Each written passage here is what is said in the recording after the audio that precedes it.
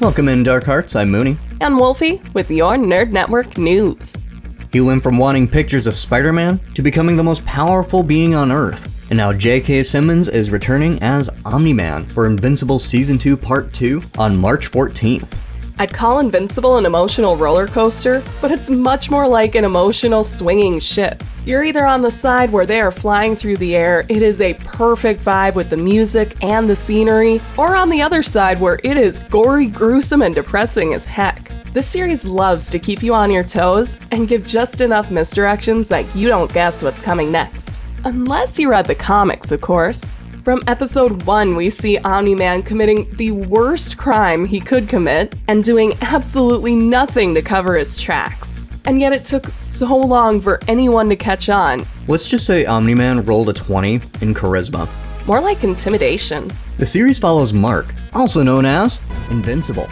Watching him learn his powers is honestly the most real thing about this show. Learning how to fly is one thing, but learning how to land is how the town gained so many more craters. But in a world with villains and superheroes, craters probably aren't that hard to come by.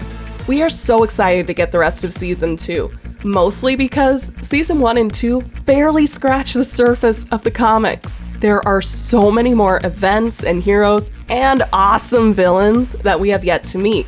The writer of the comics, and also the Walking Dead comics, Robert Kirkman, has said he believes it'll take at least 7 or 8 seasons to tell the full story of Invincible. Now, we saw how that bit him in the butt a little bit with The Walking Dead going off the rails, but with Invincible, with the comic being fully finished and having this time after the COVID break to really assess and decide the direction they're going in, I have a lot more faith in Invincible being true to its vision and just incredible through 7 seasons. From what Kirkman is saying, it'll take 7 to 8 seasons, and that would be enough to tell the story. It doesn't mean that he doesn't have more story to tell. Another thing I love about this series is how it just blatantly rips off every other modern superhero and gets away with it because it does it so well. The first time I saw Adam Eve, I was like, Starfire, and essentially the whole teen team was the Teen Titans. The Guardians of Earth were the Justice League. You could tell exactly who was who, a lot like My Hero Academia. It reads as a nod to what we already know and love, without being an exact copy, and it adds another layer of interesting to these types of characters. Kirkman always loves to go into the not-so-great realities of our world, and with Invincible, he does it with the superheroes. Whether you accidentally injure or even unalive the person you're trying to save, or you're taking a heck of a beating, or just helpless to save every single person you wish you could, these would be real-life issues that heroes would have to learn, adapt to, and most likely get a heck of a lot of therapy.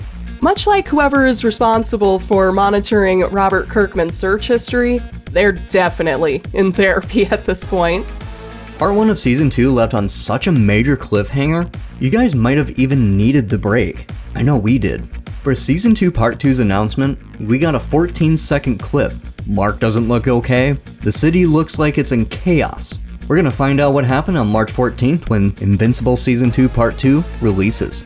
And until then, Dark Hearts, stay invincible. NNN would like to thank our listeners for tuning in, and our radio sponsor, 106.5 The Point.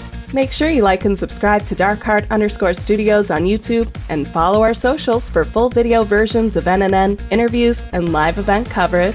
Thanks for listening, Dark Hearts. This is Mooney. And Wolfie, Signing off.